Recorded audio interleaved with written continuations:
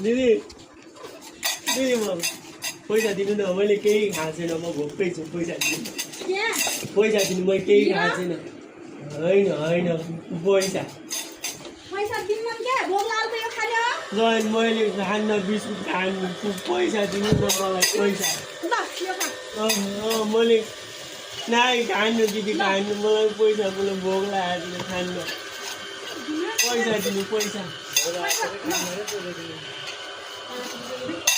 पैसा दिनु न मलाई कति भोक लाग्यो 5 रुपियाँ लगिदिनु दिदी मैले 6 रुपियाँ दिनु मलाई 6 रुपियाँ मैले 5 रुपियाँ के हाल्नु लगिदिनु यहाँ दुध काम गर्नु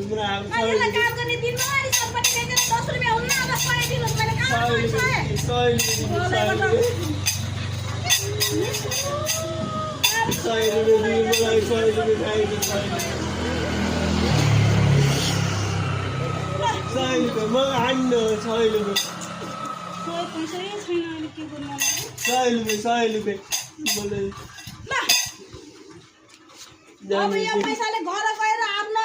बुढीलाई बच्चालाई राम्रोसँग खुवाउने नि अब अर्को दिनबाट माग्ने हैन है एउटा हात खुट्टासँग राम्रोसँग काम गरी खाने है ल अब नआए काम गरेर खानुपर्छ जाऊ